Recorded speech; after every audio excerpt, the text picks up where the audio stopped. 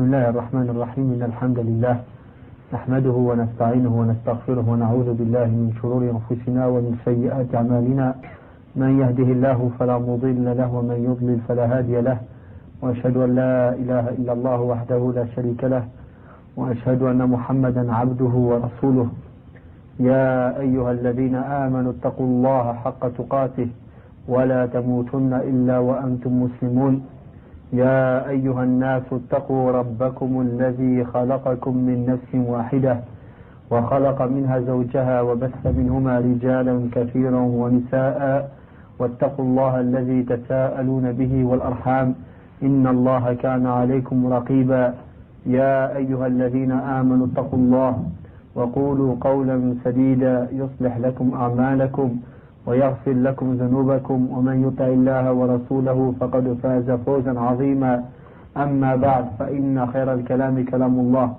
وخير الهدي هدي محمد صلى الله عليه وسلم وشر الأمور محدثاتها وكل محدثة بدعة وكل بدعة ضلالة وكل ضلالة في النار وبعد. Inch'Allah, en continuation de la khutbah, l'intitulé de la khutbah d'hier, j'aimerais que ce cours concerne le sujet que j'ai entamé hier, qui concerne les fondements de base de Ahl al-Sunnati wal Jama'a, qu'on appelle Usul Ahl al-Sunnati wal Jama'a. Car Ahl al-Sunna wal Jama'a étant le groupe sauvé et la faction rescapée, et on a vu aussi lors de la khutbah que le groupe sauvé avait plusieurs noms, portait plusieurs noms, mais qui voulaient dire la même chose. On les appelle Ahl Sunnati wal Jama'a parce que ce sont ceux qui sont attachés, qui apprennent et qui suivent et qui défendent la Sunnah et qui sont attachés au groupe mère, As-Sahaba radiallahu anhum, et ceux qui les ont suivis convenablement. Et on a précisé que As-Sunnah est toujours lié à Al-Jama'a. C'est pour ça qu'on dit Al-Sunnah ou Al-Jama'a. La Sunnah est le groupe. C'est elle qui unit entre les gens. Et à l'encontre de cela, on a le contraire, qui est Ahlul Bid'ati wal Furqa, les gens de l'innovation et de la division. Car l'innovation, c'est le fait de s'éloigner, de sortir du groupe mère. Et c'est ce qui amène la division. Et c'est ce qui amène la division. Donc, l'innovation est toujours liée à la division. Amma la Sunnah, elle, est toujours liée au groupe.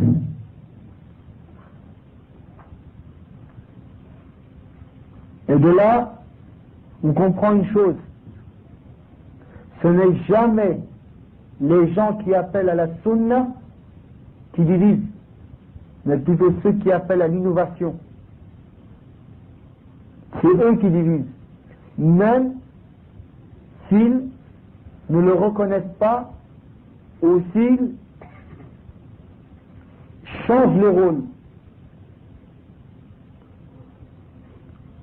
en disant que, comme certains l'ont dit, une innovation qui nous réunit est meilleure qu'une sunna qui nous divise.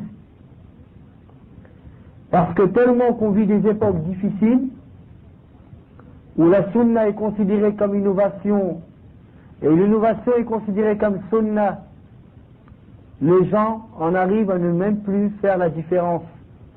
Et ils ne savent même plus ce qui est sunna de ce qui est innovation. Et chez certains, c'est tout ce qui est innovation, c'est ça la sunna. Et toute sunna, c'est ça l'innovation. Pourquoi? Parce que les choses qu'ils ont connues depuis leur enfance, ils pensent que c'est ça la sunna. Et les choses qu'ils n'ont jamais entendues, que c'est ça l'innovation. Alors que ce n'est pas ça l'explication de la sunna et l'explication de l'innovation. c'est pour cela qu'il est un devoir de revenir aux sources. Et surtout, revenir au fondement d'Ahl Sunnati wal Jama'a. Car ils ont expliqué et démontré ces fondements pour mettre la distinction entre les gens de la vérité des gens du faux, entre les gens qui font partie du groupe sauvé de la faction rescapée, des gens qui font partie des groupes égarés. Car le prophète sallallahu alayhi wa sallam a bien dit, les juifs se sont divisés en 71 groupes, les chrétiens en 72 et cette communauté en 73. Ils iront tous en enfer, sauf une seule. On lui demanda, c'est laquelle au messager d'Allah? Il dit, c'est le groupe. Et dans une autre version, il dit, ce sont ceux qui sont sur le même chemin que moi aujourd'hui, ainsi que mes compagnons. Ça, c'est un hadith qui est authentifié par les ulama du hadith. Que certaines personnes qui ne prennent des hadiths que ce qui les intéresse ne vont pas mettre en doute ce hadith, comme certains disent, c'est ce hadith qui a divisé la communauté. C'est le fait de lire ce hadith qui a divisé la communauté. Ce qui est faux. Et c'est une prédiction du prophète sallallahu alayhi wa sallam de ce qu'il adviendra à cette communauté.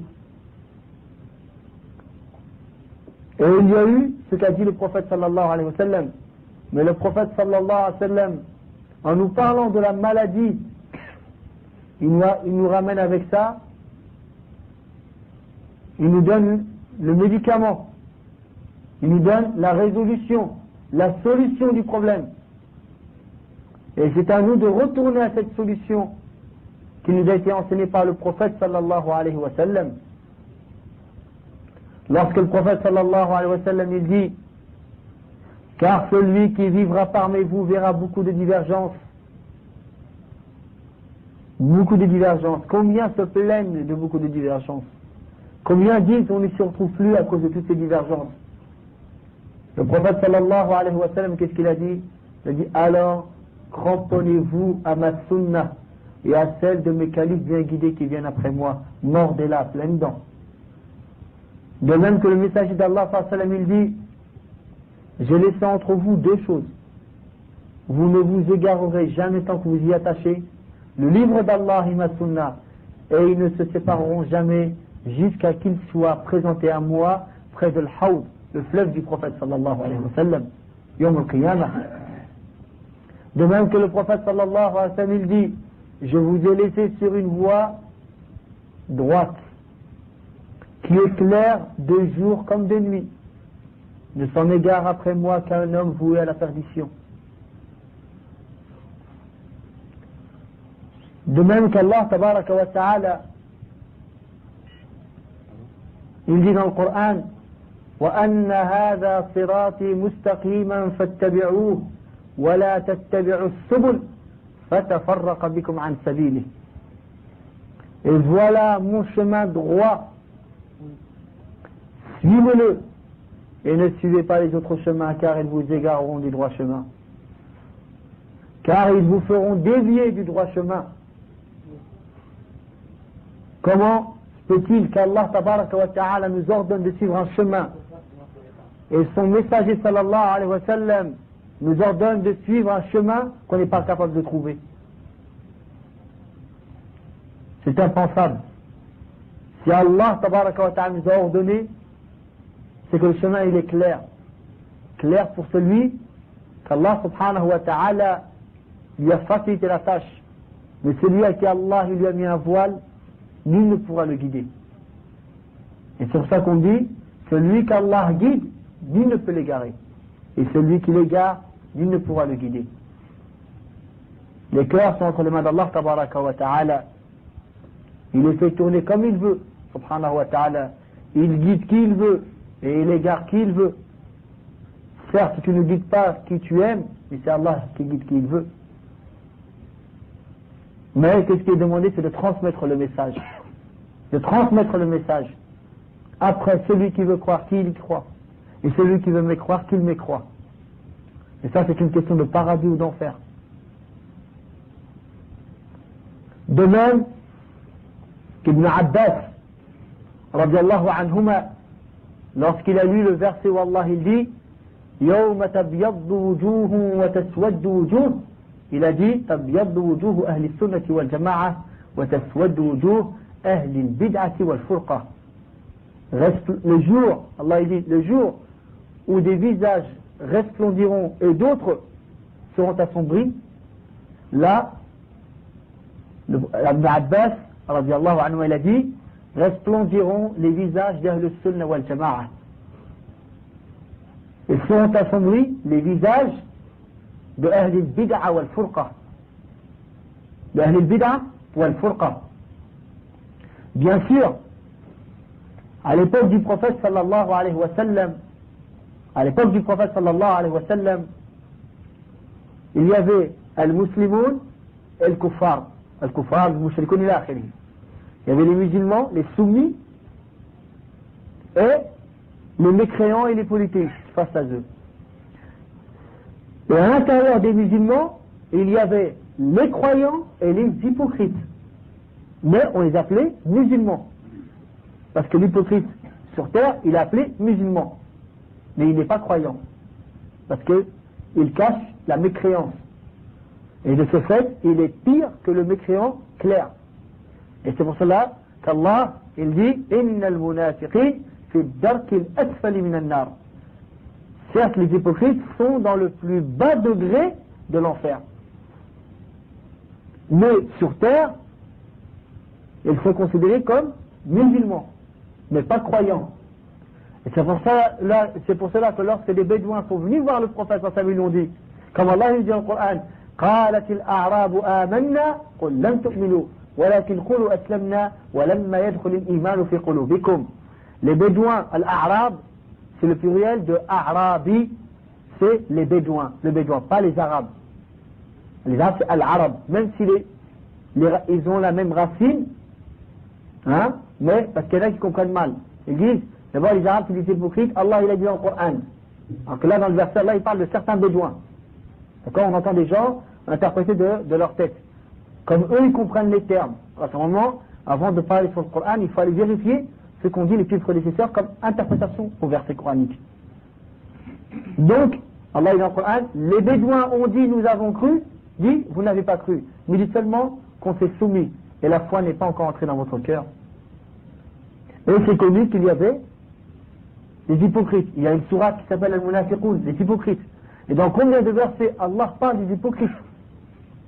Donc il y en avait. De même que le prophète sallallahu alayhi wa sallam, Allah lui a donné les noms des hypocrites de Médine. Et que le prophète sallallahu alayhi wa sallam les a donnés à Hudayfa ibn al-Yaman.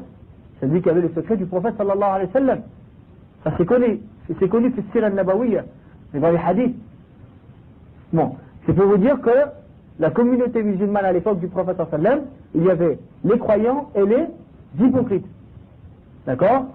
Donc, les gens, on les appelait al-Muslimoun, al-Mu'minoun, comme on voit dans le Coran et dans les hadiths du prophète sallallahu alayhi wa sallam. Lorsque les innovations et les innovateurs ont commencé à apparaître vers la fin de la première génération, qui est la génération des Sahaba, vers les derniers Sahaba, radiallahu anhum, les Sahaba, ils ont réfuté, répliqué contre ces innovateurs et ces innovations. Comme on le voit dans certains récits, comme par exemple le récit d'Ibn Umar, radiallahu anhuma, lorsque les deux hommes ont vu la secte de l'Al-Qadariyya, ceux qui se sont égarés dans le domaine du destin et qui ne connaissaient pas le destin, et que lorsqu'ils ont vu ces déviations, ils ont dit il faut qu'on aille questionner les compagnons du prophète sallallahu alayhi wa sallam. Et ils sont partis soit pour le Hajj ou l'Umrah. Lorsqu'ils sont arrivés à la mosquée, ils ont trouvé Abdullah ibn Umar qui est entré à la mosquée. Un s'est mis à sa droite, l'autre s'est mis à sa gauche. Et l'un d'eux commença à parler à Abdullah ibn Umar en lui parlant de ces gens-là, qui étaient à Al-Basra, à Bassora en Irak. Et ils lui ont rapporté ce qu'ils disaient sur le destin. Abdullah ibn Umar, il leur dit lorsque vous verrez ces gens-là, dites-leur que je suis innocent d'eux et que eux sont innocents de moi. C'est-à-dire, je n'ai rien à voir avec eux, ils n'ont rien à voir avec moi. Il dit, même si l'un d'entre eux avait l'équivalent de la montagne de Uhud en or et il la donnerait en aumône, Allah ne l'acceptera pas jusqu'à qu'il croie au destin. Puis il a dit, mon père m'a annoncé et il a ramené hadith Jibril. Et c'est ça le début, c'est dans Sahih Muslim, ça c'est la muqaddima du hadith de Jibril. Où Omar ibn Khattab dit, baynama nahnu julusun, juste à la fin du hadith. Mais le début du hadith, c'est ça. Donc Abdullah ibn Omar, il leur dit, voilà ce que mon père m'a rapporté comme hadith, d'après le prophète sallallahu alayhi wa sallam, jusqu'à la fin du hadith. Donc on voit bien Abdullah ibn Omar, comment il a directement montré son désaveu de cet égarement-là. De même qu'à l'époque des tabi'in, ils ont réfuté les innovations et les innovateurs qu'il y avait à leurs époques. S'il ne fallait même en arriver à prévenir l'autorité, le chef d'État. Et certains grands innovateurs ont eu une condamnation à mort lorsqu'ils n'ont pas voulu revenir sur leurs graves innovations. Et donc, là on a vu la parole d'Ibn Abbas, qu'il a bien dit, Ahlul Sunnah wal Jama'a wa Ahlul Bid'ati wal Furqa. Parce que eux, c'est eux qui sont attachés à la Sunnah et à la Jama'a. Et que les autres sont attachés à quoi? À la Bid'a wal Furqa. On voit bien qu'Ibn Abbas a bien fait la distinction entre les gens de la Sunna et les gens, les frères, Inch'Allah, avant de se faire, il faut faire 2 rak'at. Salutation de la mosquée. Barakallahu fikum. Tahiyat al-masjid. Donc, là, donc là on voit qu'Ibn Abbas a bien fait la distinction. A bien fait la distinction entre Ahl al-Sunnah et Ahl al-Bid'a. Et Ahl al-Bid'a.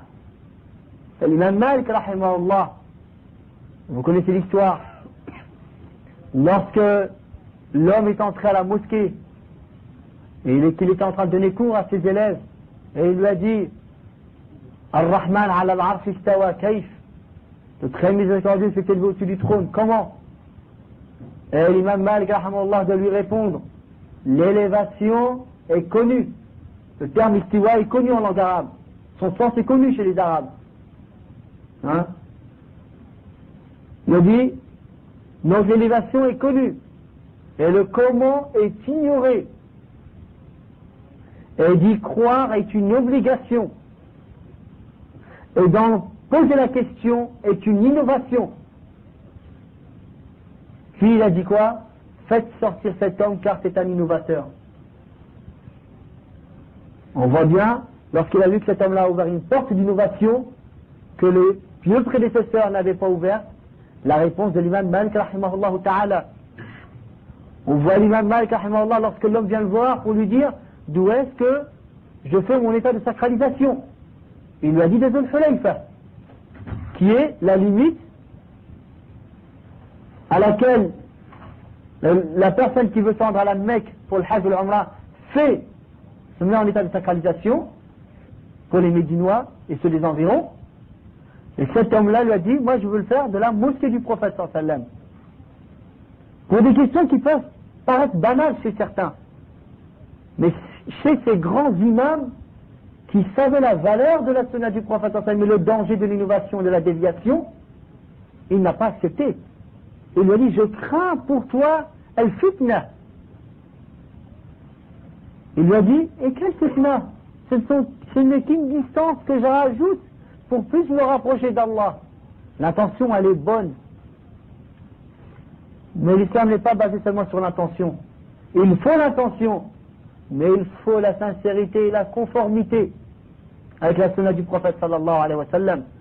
Et il lui a dit à un tel, je crains que tel verset te tombe dessus. Et qui est فَلْيَحْذَرِ الَّذِينَ يُخَالِفُونَ عَنْ أَمْرِهِ أَنْ تُصِيبَهُمْ فِتْنَةٌ أَوْ يُصِيبَهُمْ عَذَابٌ أَلِيمٌ. que craignent ceux qui vont à l'encontre de son ordre, qu'une fitna ne les touche ou un châtiment douloureux. Ô un tel, penses-tu que tu as été spécifié d'une chose dont le messager d'Allah n'a pas été spécifié? Sache que ce qui n'était pas une religion à l'époque du messager ne sera jamais une religion, et que les derniers de cette communauté ne réussiront que par ce qu'ont réussi les premiers de cette communauté. Abdullah ibn Mas'ud, radiyallahu anhu, le grand compagnon du prophète sallallahu alayhi wa sallam, fi Sunan al-Darimi, il était à Al-Koufa, en Irak.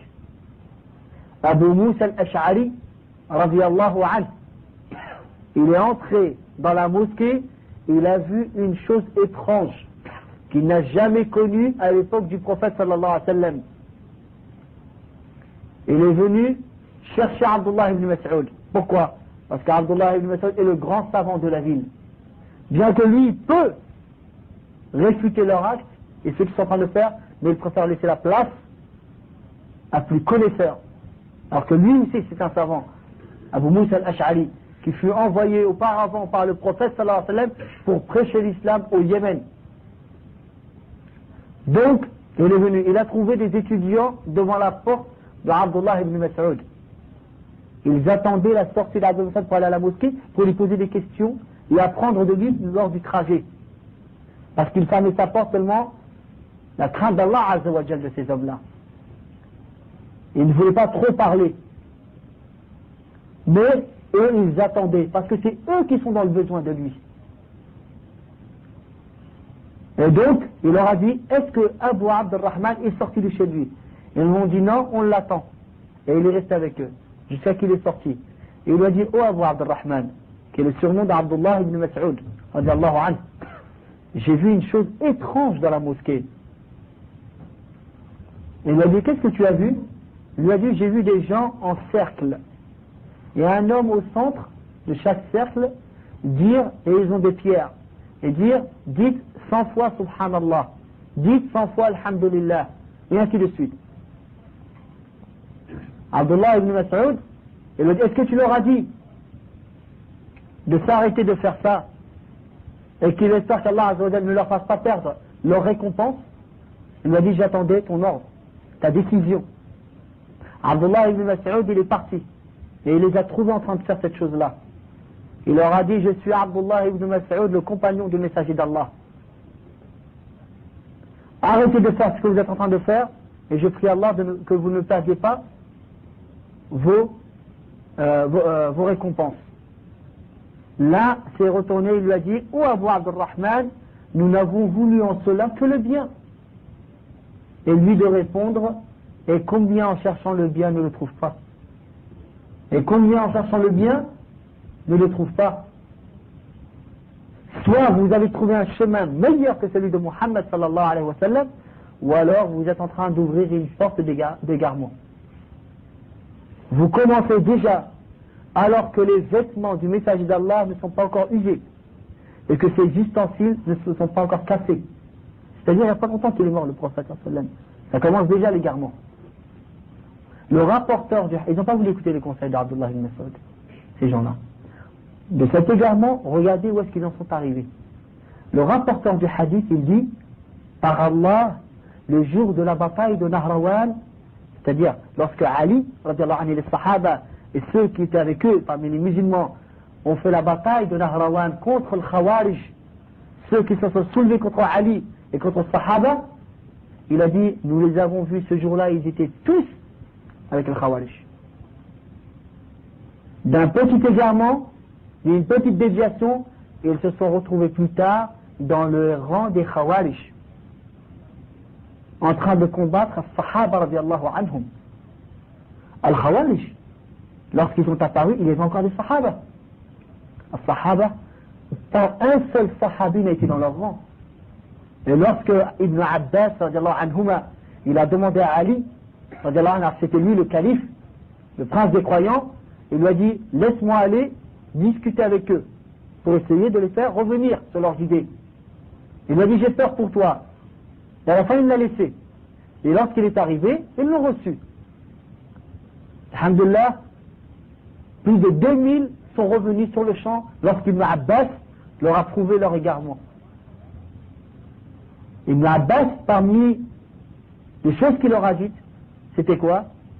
Ne voyez-vous pas que vous êtes dans l'égarement alors qu'il n'y a pas un seul compagnon avec vous?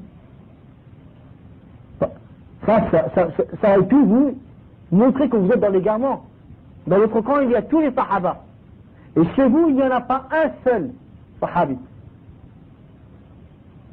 Donc, as-sahaba radiallahu anhum, on voit bien comment ils se comportaient devant ceux qui allaient à l'encontre de la sunna du prophète sallam, ceux qui innovaient dans la religion d'Allah tabaraka wa ta'ala.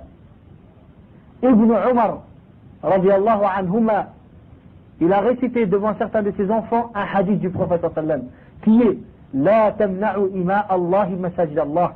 N'interdisez pas al-ima. Al-ima, ce sont les esclaves femmes.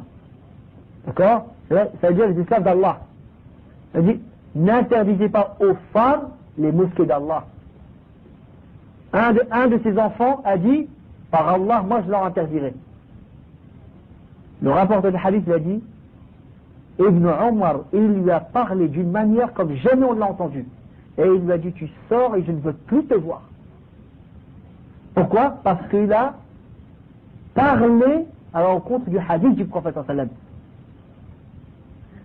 Ils étaient éduqués.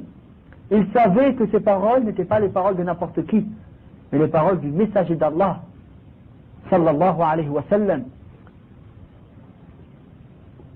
Donc, là on voit comment Sahaba, on voit comment Tabi'in et ceux qui les ont suivis convenablement, comment ils étaient sévères vis-à-vis des innovateurs, plus que vis-à-vis des pécheurs. Car l'innovation est plus dangereuse que le péché. Vous voyez des gens, de voir des gens faire des innovations, ça leur fait pas grand-chose. Mais lorsque quelqu'un fait un péché, là tu le vois s'endurcir. Bien sûr, lorsqu'on voit que les limites d'Allah sont transgressées, on n'a pas à sourire à tel acte. Mais sachez que l'innovation est bien pire que le péché. Parmi les paroles de pieux prédécesseurs, il y a que l'innovation est bien plus aimée auprès de Satan que le péché. Car du péché, on s'en repent, mais pas de l'innovation. Pourquoi? Parce que la personne qui commet le péché, il sait que c'est un péché qu'il est en train de commettre. Il sait qu'il est en train de s'éloigner d'Allah. Il sait que sa foi, elle faiblit. Il sait qu'il n'est pas dans une situation agréable. Il a même honte. Honte que les gens le voient faire ce qu'il est en train de faire. Et donc, il y a une discussion dans son fond intérieur. Et parfois, lorsqu'il écoute un rappel, ou il écoute un cours, ou une exhortation, il se sent visé par ces paroles, comme si c'était lui qui était concerné.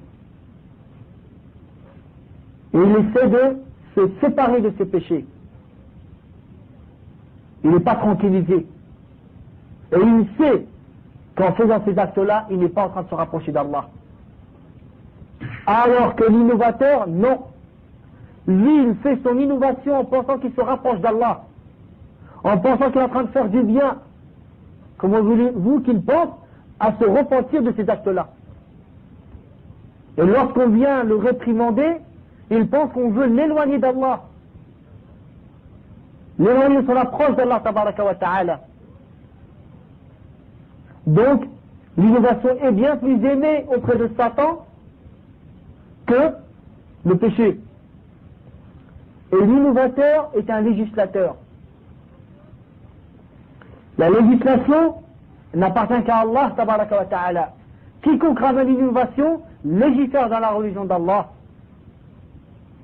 Parce qu'il ramène une chose, une parole ou un acte, en disant qu'il faut faire ça, et parfois même, celui qui fait ça, il a tant de récompenses, ou il a tant de choses, alors que ça n'existe ni dans le livre d'Allah, ni dans la sunna du prophète sallallahu alayhi wa sallam. Et comment peut-on savoir ces choses-là, si ce n'est par la révélation?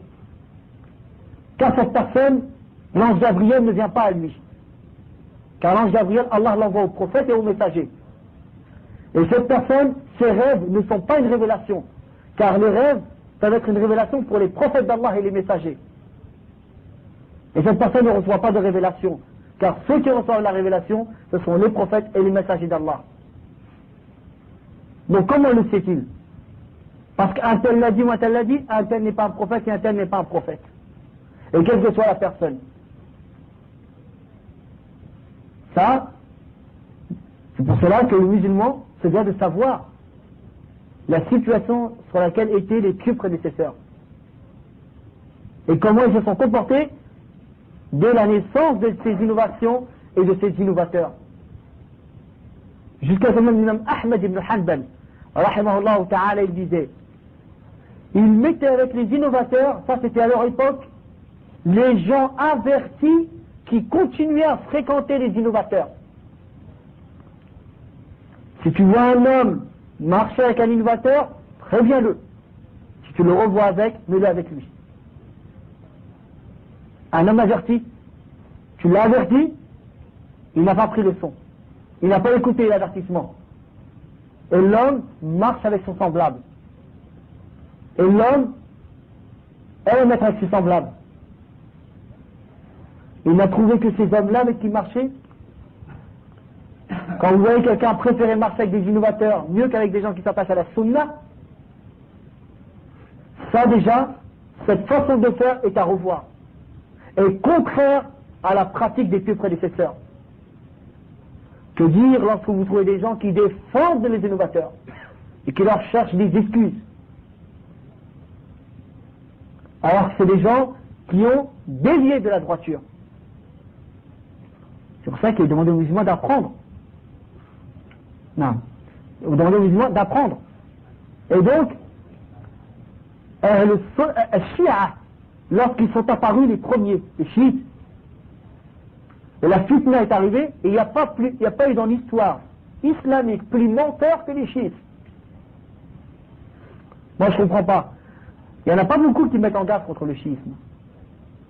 Quand un frère, il vient et dit, vous, bientôt vous allez vous ramener les chiites. Excuse-moi, à cette personne je lui dis, excuse-moi, toi, premièrement, tu ne mets pas en garde contre les chiites. Donc ça, tu ne vas pas le dire à quelqu'un qui met en garde contre les chiites. Donc il y a des gens, je ne sais pas comment ils réagissent. Soit ils parlent avec connaissance, soit avec ignorance. Les chiites, dans l'histoire, il n'y a pas eu plus menteur qu'eux. Ils ont inventé des récits qui n'existent pas. Ils ont aidé les ennemis à entrer en terre d'islam. Lisez un peu ce que dit Cheikh al-Islam ibn Taymiyyah, rahimahullah ta'ala, comment les Mongols, les Tatars, sont entrés en Irak et ils sont arrivés jusqu'aux portes de la Syrie.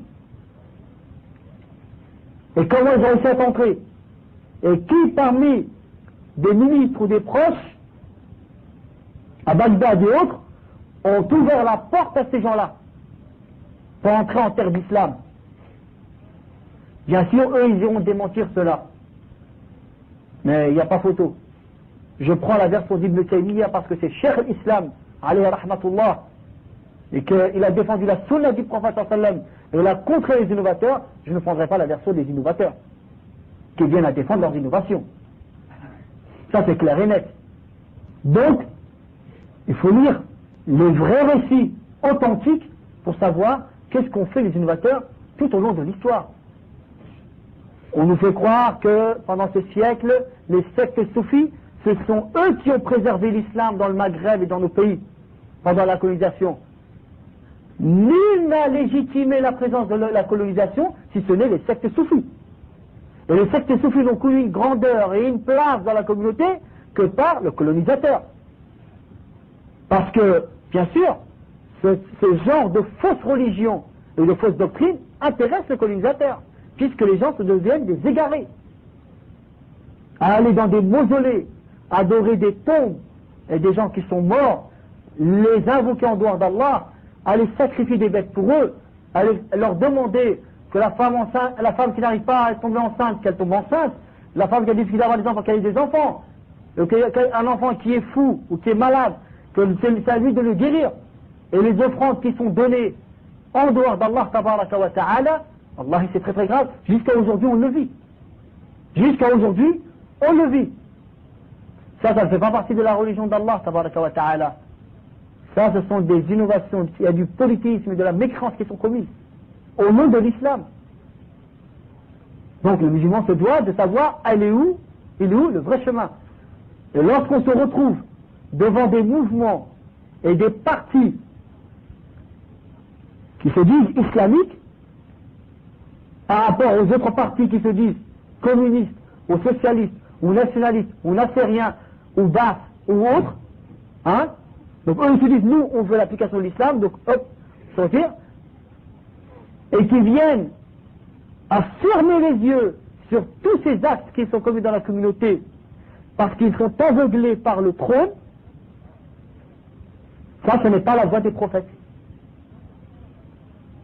Lisez la vie des prophètes d'Allah et leur méthodologie dans le prêche, dans le Coran et la Sunna, et le récit des grands imams, lorsqu'ils citent, ils ramènent les récits des prophètes d'Allah, vous allez voir comment était le prêche des prophètes d'Allah.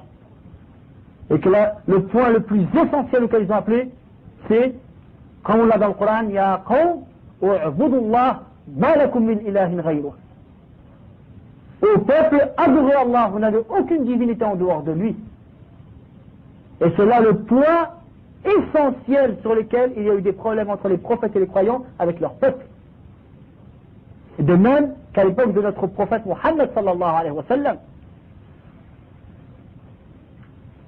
Donc ce qu'on voit est contraire. Que dire de ceux qui vont légitimer ce que font les gens comme acte d'adoration donné à autre que Allah tabaraka wa ta'ala,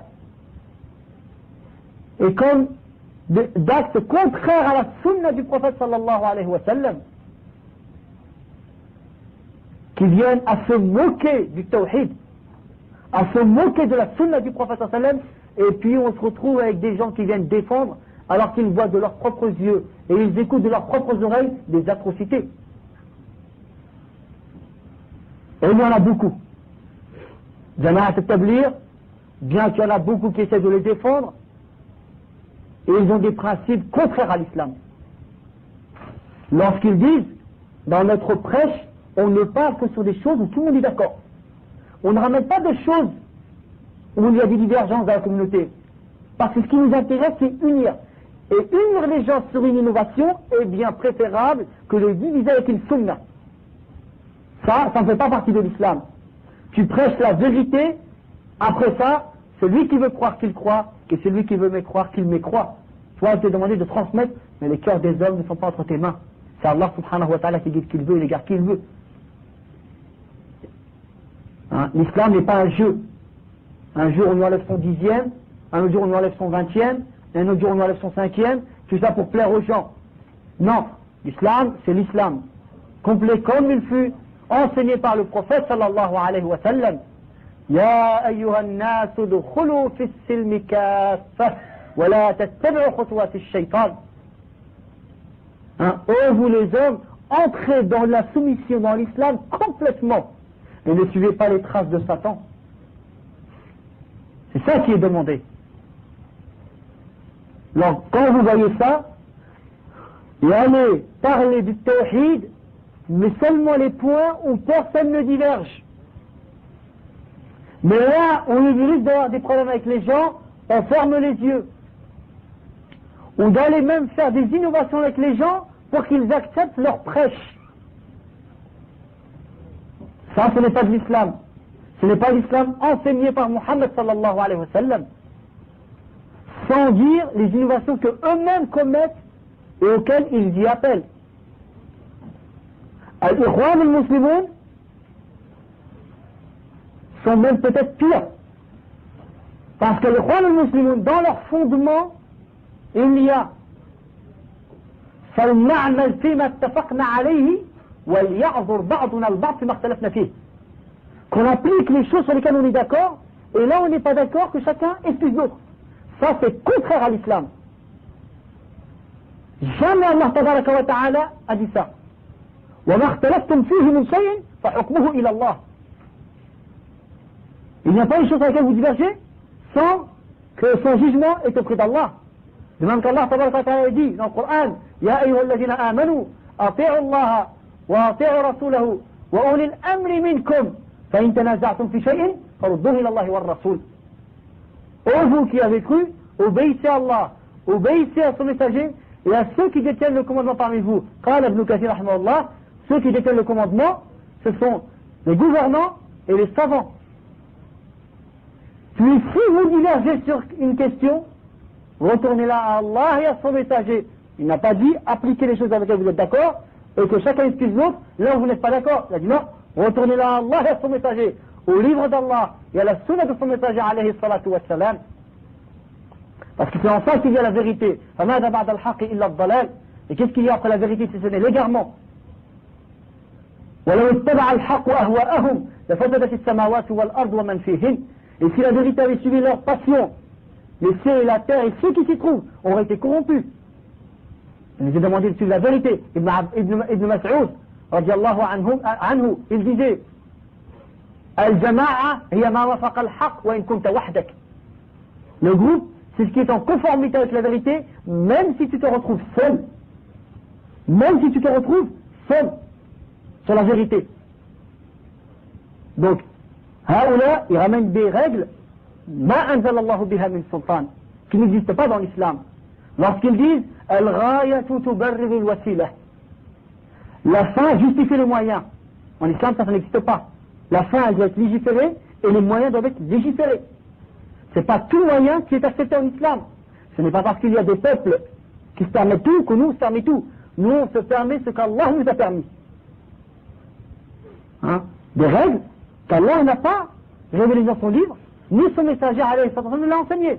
Lorsqu'ils disent pourquoi vous nous embêtez avec la aqidah et le tawhid, c'est une question de 10 minutes.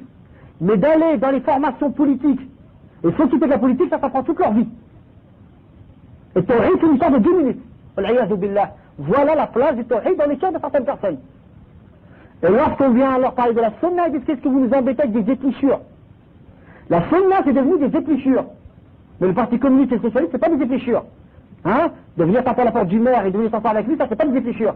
Mais la sunna, le siwak c'est une épluchure, tasfiyat al-sufouf c'est une épluchure, de mettre le qamis c'est une épluchure, de laisser la barbe c'est une épluchure, voilà. Donc le message d'Allah, alayhi salatu wassalam, tous les hadiths qu'on trouve dans le Bukhari, dans Muslim, dans les livres de hadith, tous ces ordres du prophète sallam et ces recommandations du prophète sallam, donc le prophète sallam perdait son temps avec sa communauté à leur enseigner des futilités, à leur enseigner des épluchures. Voilà le respect de la sunna. Ce n'est pas des mécréants qui le disent, c'est des gens qui disent qu'ils veulent la sharia. Quelle sharia? Allahu a'lam. Voilà comment ils respectent la sunna du prophète, alayhi salatu wassalam. Des gens qui vont se moquer des héritiers du prophète, sallallahu alayhi wa sallam. Lorsque le prophète il a dit, ala wa inna al-ulama warathatul anbiya, soit les savants sont les héritiers des prophètes. Sont les héritiers des prophètes, et ils ont été se moquer des savants, les vrais héritiers, ceux qui détiennent le Coran et la Sunna et leur vraie explication, en disant ces gens-là, ils ne connaissent que les règles des lochis et des règles des femmes, et les menstrues des femmes, c'est ça qu'ils connaissent. Hein? Voilà la moquerie.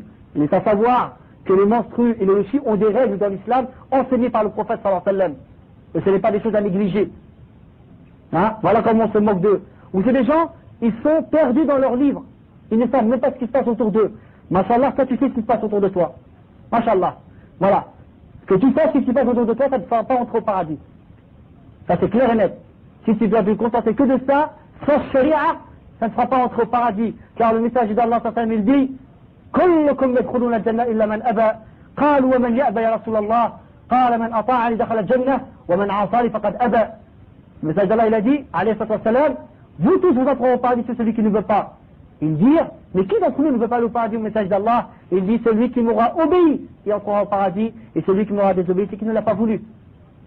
Comment on vient se moquer de la sunna du prophète sallallahu alayhi wa sallam, et à s'en moquer, à la mépriser, alors qu'Allah dit dans le Coran, قُلْ أَبِاللَّهِ وَآيَاتِهِ وَرَسُولِهِ كُنْتُمْ تَسْتَهْزِئُونَ لَا تَعْتَذِرُوا قَدْ كَفَرْتُمْ بَعْدَ إِيمَانِكُمْ. Dit, est-ce d'Allah, de ses versets et de son messager que vous moquiez? Ne vous excusez pas, vous avez bien cru après avoir cru. C'est un danger de se moquer de la sunna du prophète sallallahu alayhi wa sallam, de la tradition du prophète alayhi wa sallam. On n'a pas le droit de s'en moquer comme ça. Si une personne elle a eu du mal à appliquer une règle, qu'elle reconnaisse sa faute, qu'elle remonte à Allah tabaraka wa ta'ala, mais de venir à s'en moquer, wallahi c'est une très grande gravité. des gens qui viennent, en plus ils sont contradictoires, car les gens de l'innovation ils tiennent sur rien. Ce sont des gens contradictoires. Ils viennent, il faut voter, car ne pas voter c'est haram. Depuis quand c'est obligatoire de voter pour dire que c'est haram de ne pas voter? Déjà premièrement. Le minbar, il est fait pour dire aux gens d'aller voter le Parti Socialiste ou le Parti Communiste ou le RPR. Voilà pourquoi on vient, le minbar il est fait. Le minbar il est fait pour lire les versets d'Allah et les hadiths du prophète sallam. Et enseigner les gens l'ibada wa tawhid. C'est pour ça qu'il y a le minbar. Ce n'est pas pour aller enseigner ces genres de choses-là. Allah c'est très très grave. Et il pense que c'est ça l'islam. Il a évolué. Oui, étant donné que les chrétiens ils ont tous les ans un nouveau catéchisme, nous aussi on en a besoin d'un. Il faut tout en changer. Il faut que l'islam il évolue. Al-Hudhud, qui est un oiseau, la hutte, elle est venue à Sulayman avec une information que Sulayman n'avait pas. Quelqu'un va dire que le Hudhud est meilleur que Sulayman. Il a dit, j'ai trouvé un peuple à Saba, au Yémen, qu'ils ont une reine et qui se prosternent pour le soleil en dehors d'Allah. Il a amené une information que Sulayman ne connaissait pas. Quelqu'un va dire que le Hudhud est meilleur que Sulayman. Sulayman c'est un prophète d'Allah. Un homme, un élu d'Allah tabaraka wa ta'ala. Qui pourrait dire que le Hudhud est meilleur? Il n'est pas meilleur que Sulayman, alayhi salam. Wallah, c'est très très grave. Et les gens, vous les trouvez en train de défendre l'indéfendable. Non, moi je ne critique pas. Ou alors, toucher à l'extrême. Oui, mais il y en a qui partent du matin au soir. Ne cherchons pas l'extrême. Il ne faut pas perdre son temps. Il faut apprendre sa religion. Il faut avancer. Et non pas stagner. Mais la vérité, elle doit être dite au moment venu. La vérité, elle doit être dite au moment venu. Ou alors, vous entendez, il n'y a pas de mal qu'il y ait une multitude de mouvements et de partis. L'essentiel, c'est que tous leur but, c'est le même. Ça, c'est contraire à l'islam. L'islam, il nous a appelés à s'unir. S'unir sur quoi? Sur le tawhid, sur la sunnah. Et c'est ça, la ilaha illallah, Muhammadur Rasulullah, sallallahu alayhi wa sallam. Et bien d'autres mouvements et de partis qui sont plus ou moins égarés et qui ont plus ou moins dévié de la sunna du prophète sallallahu alayhi wa sallam. Donc, al-a'imma wal-ulama des premières époques ont écrit des ouvrages pour expliquer les fondements de base sur lesquels les sunnas sont mis d'accord. On retrouve certains de ces fondements dans les kutub al-hadith. Comme par exemple dans les livres de hadith, vous avez les chapitres Kitab al-i'tisam bil-kitab wa sunnah, le livre de l'attachement au livre et à la sunnah. Kitab al-tawhid, le livre du monothéisme. Et ainsi de suite. Vous avez des livres spécialement conçus pour ces fondements de base de Ahl-Sunnah wal Jama'a. J'en ai cité quelques-uns hier pendant la khutbah, comme Usul al-Sunnah l'imam Ahmad ibn Hanbal, Sharh al-Sunnah l'imam al-Barbahari, al-Sunnah l'imam Abdullah ibn l'imam Ahmad ibn Hanbal, al-Sunnah l'ibn Abi Asim, al-Sunnah l'Khallal. Vous avez aussi Sharh Usul i'tiqadi Ahl al-Sunnah wal Jama'a lil-Lalaka'i, العقيدة الطحاوية للإمام الطحاوي. Vous avez مقدمة ابن أبي زيد القرواني المالكي على الرسالة. Et bien d'autres ouvrages, عقيدة السلف أصحاب الحديث للإمام الصابوني رحم الله الجميع. Des ouvrages où sont compilés les fondements de base sur lesquels se sont mis d'accord Ahl-Sunnah wal Jama'a. Et quiconque viendrait avec quelque chose de contraire, celui-là, il est venu avec des choses qui sont contraires de Ahl-Sunnah wal Jama'a. Donc, les musulmans se doivent de les apprendre. Si les musulmans apprenaient et ne négligez pas ces fondements de base, là, les gens, on les retrouve, ils ne savent même pas faire la différence entre les questions sur lesquelles il est permis de diverger et les questions où il n'est pas permis de diverger. Dans les fondements, on retrouve même des questions de fiqh. Pourquoi? Parce que les sunnahs sont unanimes dessus. Et il n'y a pas de discussion dessus chez eux. Par exemple, al-masah al-khuffayn. Al-masah al-khuffayn, fait d'essuyer les chaussons ou les chaussettes ou les sandales, ainsi de suite. Ils le mettent dedans. Pourquoi? Parce que Ahl Sunnah, ils sont unanimes qu'il est permis de le faire. Et ceux qui sont connus pour dire le contraire, ce sont chiites. Quelqu'un qui viendrait vous dire, ça n'existe pas le mettre à la khuffayn, il vient avec un fondement qui est contraire à al-sunnah wal jama'a. Il n'y a pas à dire, c'est pas grave, c'est une divergence. Qui t'a dit que c'est une question, il y a divergence? Qui te l'a dit? Ah, tu as oublié que dans les premières époques, ils étaient unanimes dessus.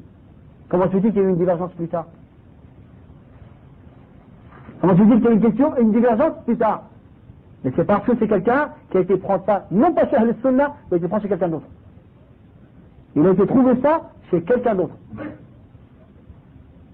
Et ça, c'est très important de le savoir.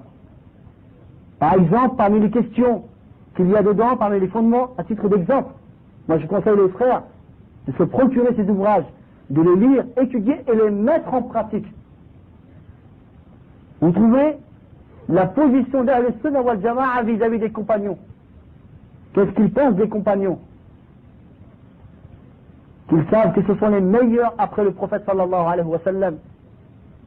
Et qu'ils sont des gens choisis par Allah Azza wa Jal pour tenir compagnie au prophète sallallahu alayhi wa sallam. Et qu'il leur ait promis le paradis.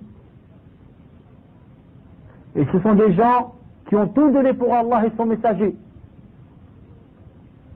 Et ce sont les meilleurs musulmans. Et les meilleurs qui ont appliqué l'islam. Et ceux qui comprennent le mieux le livre d'Allah et la sunna de son messager alayhi salam. Et dans les problèmes qu'il y aurait pu en avoir entre certains d'entre eux, il n'est pas permis de le rapporter.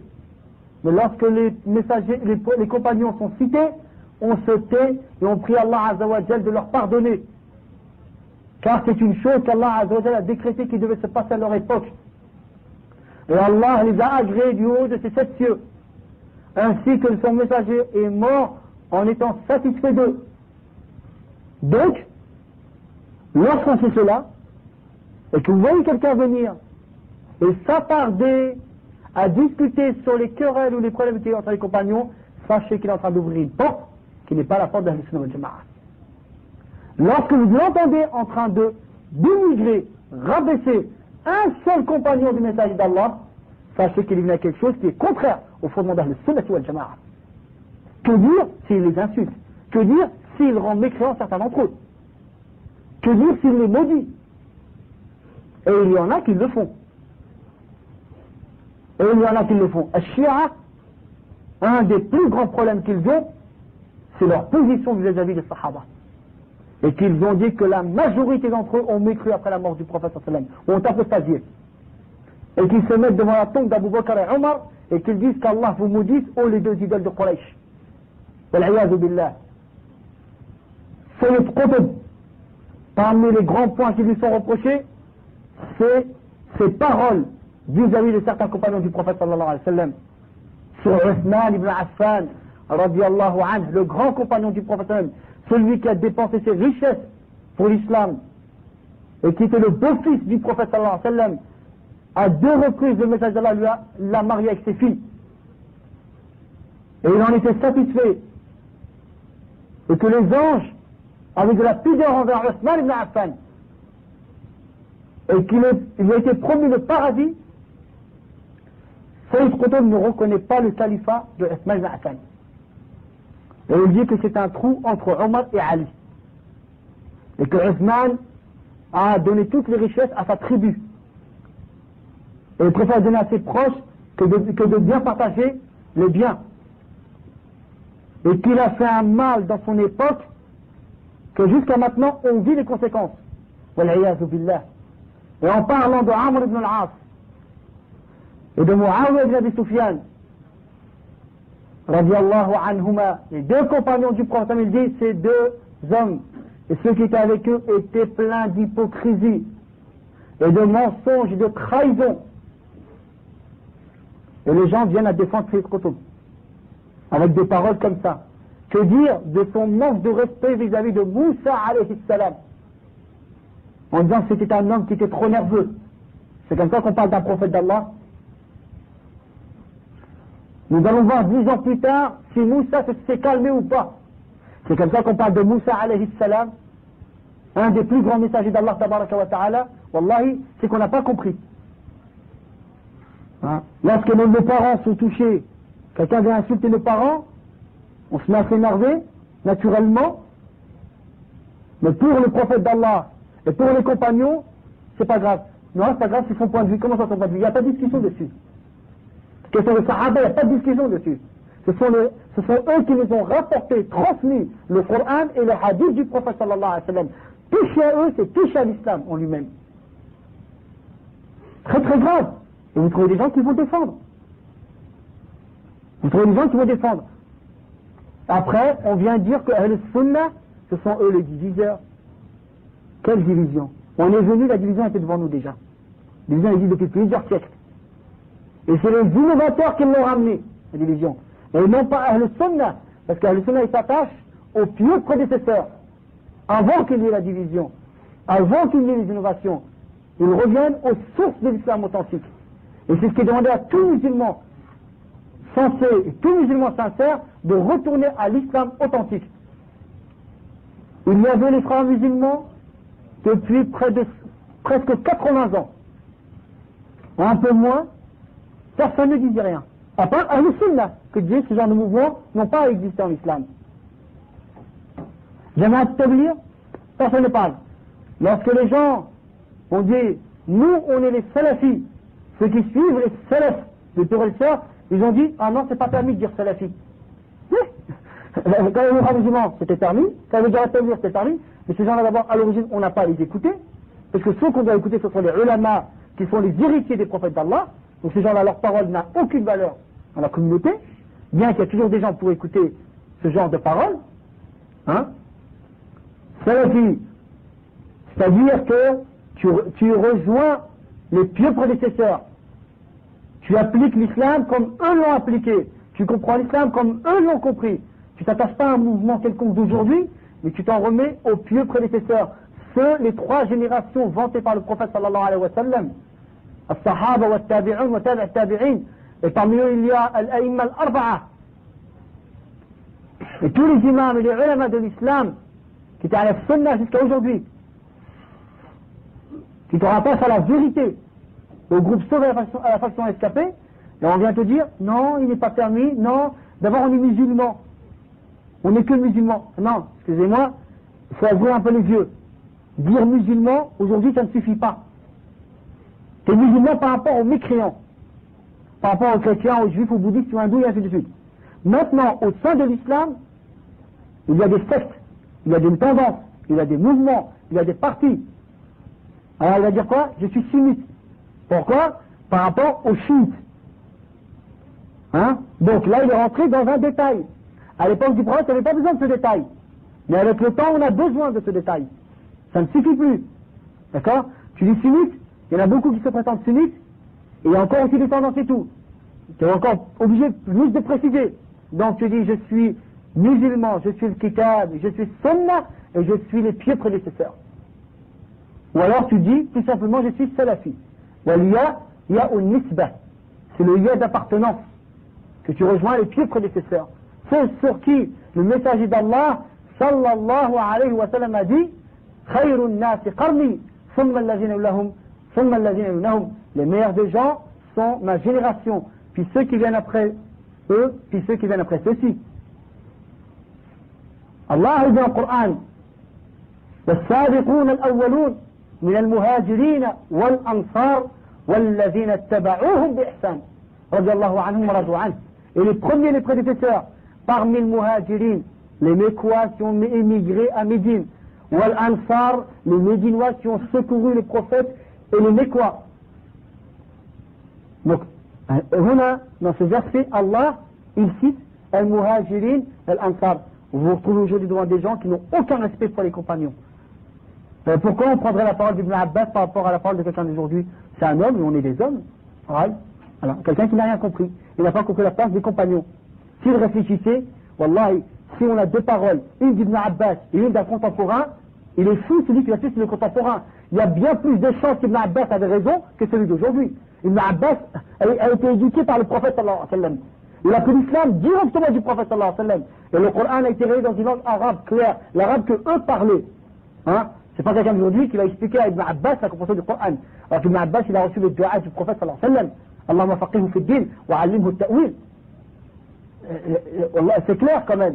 qu'Ibn Abbas, il y a plus de chances que c'est lui qui a raison dans l'explication du verset coranique que quelqu'un d'aujourd'hui. Les gens, non, c'est un homme, on est des hommes. Voilà. Wallahi, la différence qu'il y a entre Sahaba et nous, c'est comme entre le ciel et la terre. Dans le verset coranique, Allah il est cite. Min al-muhajirin wal-ansar.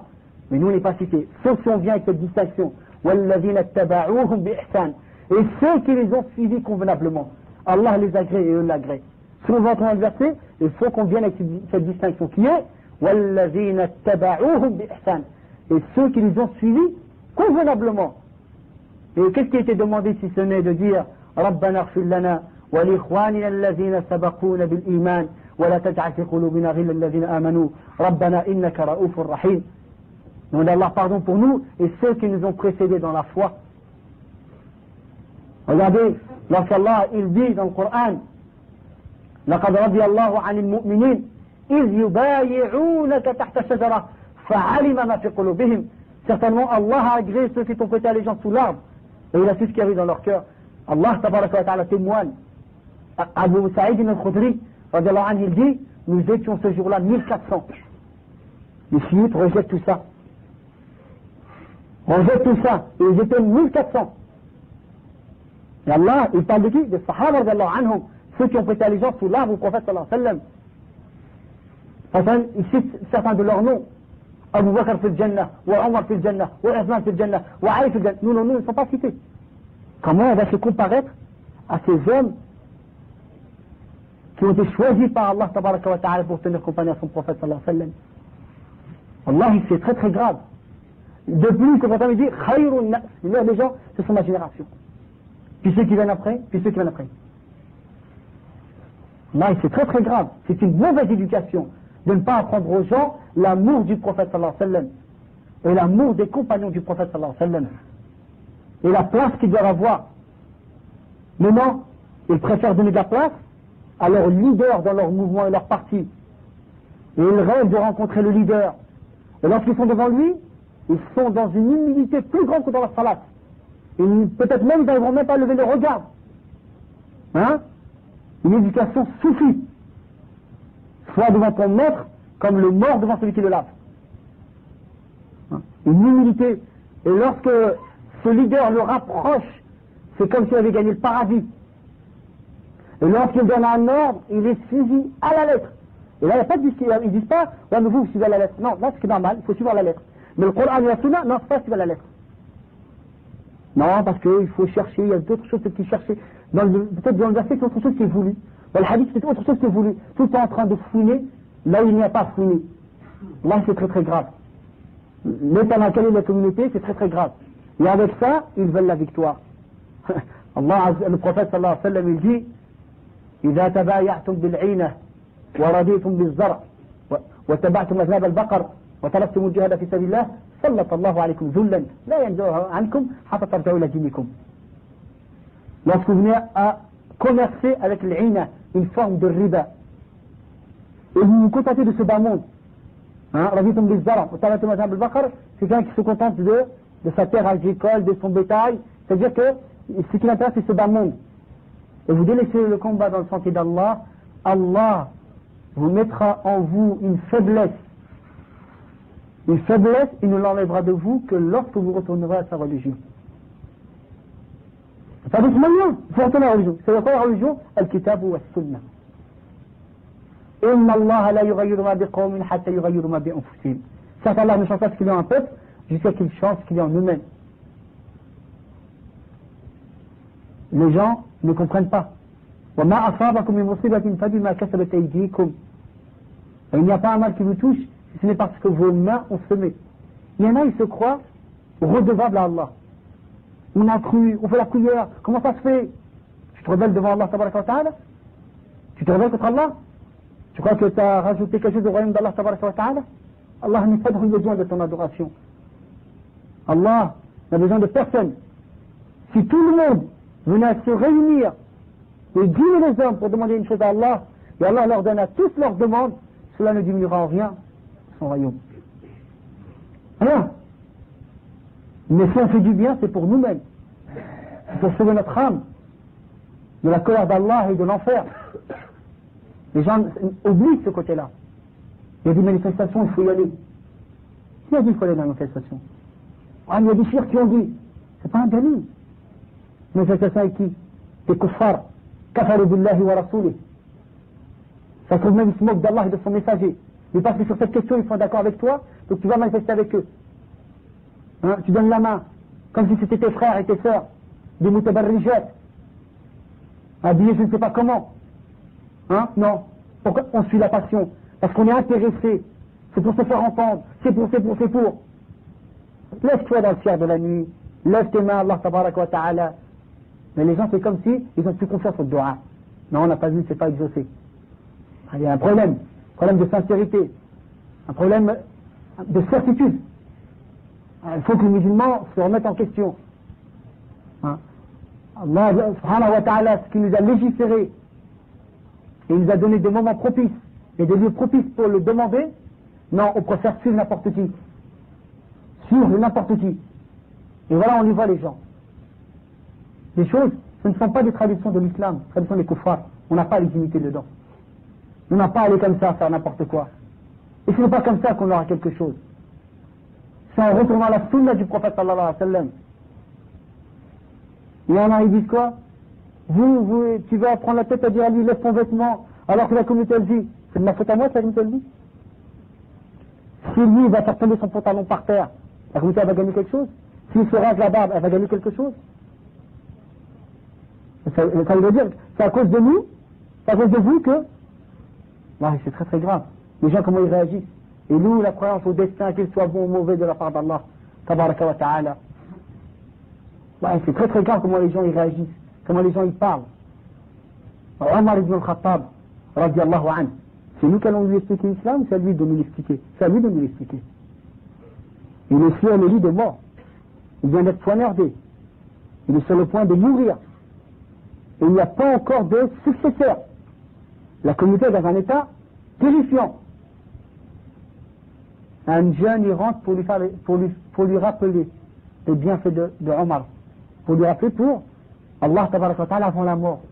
Lorsqu'il est venu, il est reparti. Il a dit, ramenez-moi ce jeune. Et il lui a dit, un tel, lève ton vêtement.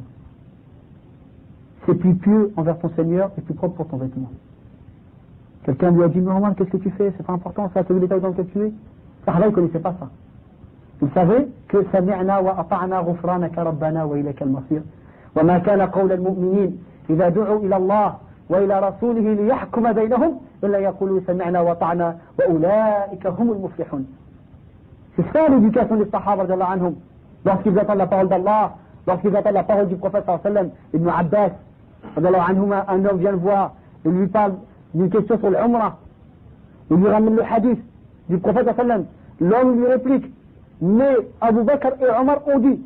Il a répondu avec qui? Les meilleurs après le prophète sallallahu alayhi wa sallam, Abu Bakr et Omar. Il lui dit, je crains que des pierres vous tombent du ciel. Je te dis, Qala Rasulullah, et tu me dis, Qala Abu Bakr et Omar. Il n'a pas accepté que la parole soit rejetée, même par la parole d'Abu Bakr et Omar. Que dire de quelqu'un qui viendrait après eux? Ou de générations après eux? L'éducation. On doit être éduqué à la sunna. On doit essayer de faire revivre la sunna et enterrer la bid'a. Là, c'est là où la question de l'wala ou al-bara, l'alliance et le désaveu, on doit l'appliquer. Il y en a qui vont s'allier avec des innovateurs contre des ahl sunna. C'est très très grave. Se disant, oui, on est tous des frères, on voit ce que ça a apporté. Wallah, moi je comprends pas comment tu peux prendre dans tes bras quelqu'un, toi tu dis Abu Bakr et Omar radiallahu anhuma, et lui il dit Abu Bakr et Omar la'anatullahi alayhima. Et c'est ton frère, c'est pas grave.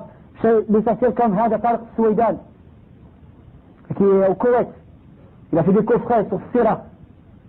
Et je mets en garde les frères contre ce genre de cassettes. Et même il y a des ulama qui ont réfuté ces paroles. Et il a dit dans une assise avec des chiites au Koweït, ce qu'on vous reproche, ce n'est pas que vous insultez les compagnons, mais c'est parce que vous le faites ouvertement. Et si vous le faites contre vous dans vos mails de mort, il n'y a pas de problème. Voilà, ça c'est le hikmah. Il a trouvé un moyen de réunir. Hadi hikmah hadi.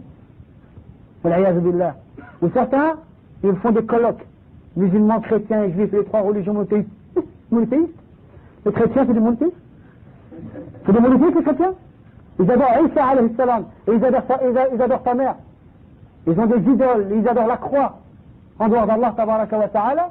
Et les Yahoud, ils adorent l'Uzair. Ils n'adorent pas Allah tabaraka wa ta'ala.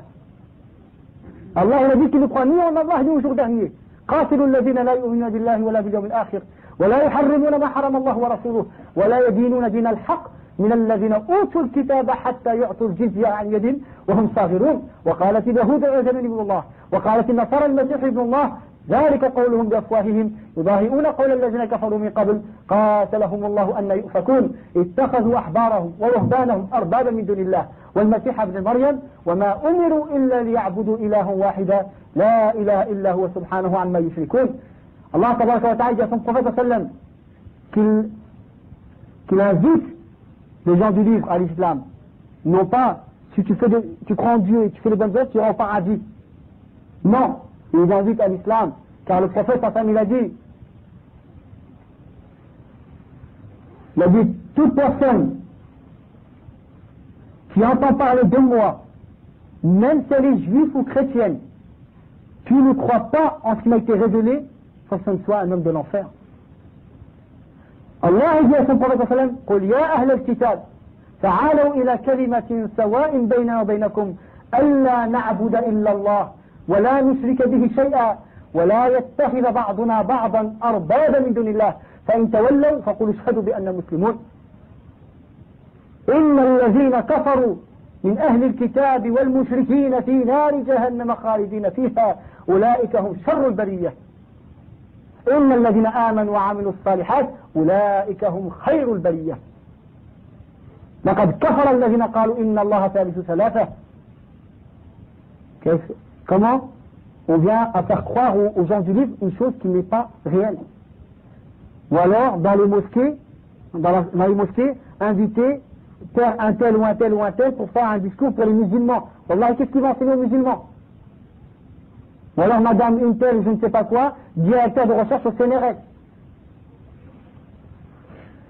Alors tu es demandé d'inviter des savants, des gens qui propagent le livre d'Allah du prophète sallam pour que les musulmans apprennent leur religion, pour qu'ils sauvent leur âme d'un châtiment douloureux. Allah, c'est une question de paradis d'enfer. Pas prendre les choses à la légère, à la rigolade. يا أيها الذين آمنوا قوا أنفسكم وأهليكم نارا وقودها الناس والحجارة قل إن الخاسرين الذين خسروا أنفسهم وأهليهم يوم القيامة ألا ذلك هو الخسران المبين. Donc la réfutation à l'encontre des innovateurs est un fondement de l'islam, ça rentre dedans. La position d'Ahl Sunnah wal Jama'a vis-à-vis des innovateurs et leurs paroles à leur rencontre et la position qu'ils prennent vis-à-vis d'eux, c'est-à-dire la séparation qu'ils prennent à l'encontre des innovateurs. Et ils appliquent réellement le wala wal bara, l'alliance et le désaveu. Ce n'est pas parce que, comme font les partis sectaires, tu es avec moi, tu es mon ami, je te défends. Et tu es de l'autre côté, tu es mon ennemi et je suis contre toi. Même si lui, il vient mentir, il va venir le défendre. Mais l'autre, il dit la vérité, il va aller le contrer. Pourquoi? Parce qu'ils appliquent l'alliance et le désaveu mauvaisement. Pas comme l'islam nous l'a enseigné. Alors que Mohammed bin Abdul Wahhab, Cheikh l'Islam, rahimahullah ta'ala, il dit الثالثة أن من أطاع الرسول وحد الله لا يجوز له موالاة من حاد الله ورسوله ولو كان أقرب قريب. ولو كان أقرب قريب. Après il a amené le verset quand il dit والدليل قوله تعالى لا تجد قوما يؤمنون بالله واليوم الآخر يوادون من حاد الله ورسوله ولو كانوا آباءهم أو أبناءهم أو إخوانهم وعشيرتهم أولئك كتب في قلوبهم الإيمان وأيدهم بروح منه ويدخلهم جنات تجري من تحتها الأنهار خالدين فيها رضي الله عنهم ورضوا عنه أولئك حزب الله ألا إن حزب الله هم المفلحون. Même si c'est le plus proche, tu dois être juste dans ton jugement.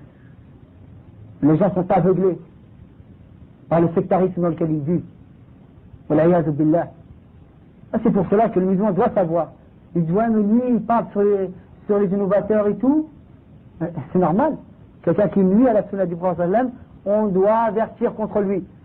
Même si des gens, cela leur déplaît. Ce qu'on recherche dans ce bas monde, c'est l'agrément d'Allah, tabaraka wa ta'ala. Et si tous les hommes et les djinns se réunissaient pour te faire un bien, ils ne pourraient te le faire que si Allah te l'a écrit. Et s'ils se réunissaient tous pour te faire un mal, ils ne le pourront que si Allah te l'a écrit. C'est aqidah. C'est une conviction que le musulman a. Et c'est pour cela qu'il faut qu'on l'applique. Et lorsque des ulama se lèvent pour défendre la sunna du prophète sallallahu alayhi wa sallam et combattre les innovateurs et les innovations, on se doit d'être derrière eux. Et non pas apprendre n'importe quoi aux gens. Ou aux dire non, nous on veut l'unité. L'unité, c'est avec les gens du monothéisme. Les gens qui appliquent la sunna du prophète sallallahu alayhi wa sallam. Amma celui qui veut dévier de la sunna du prophète sallallahu alayhi wa sallam, on le désavoue dans ce qu'il fait. Ça c'est clair et net. Le prophète sallallahu alayhi wa sallam, on se doit de défendre sa sunna. Alayhi salatu wa salam. أقول قولي هذا وأستغفر الله لي ولكم فاستغفروه إنه هو الغفور الرحيم وصلى الله على نبينا محمد وعلى آله وصحبه أجمعين وسبحانك اللهم وبحمدك أشهد أن لا إله إلا أنت أستغفرك وأتوب إليك سبحان ربك رب العزة عما يصفون والسلام على المرسلين والحمد لله رب العالمين.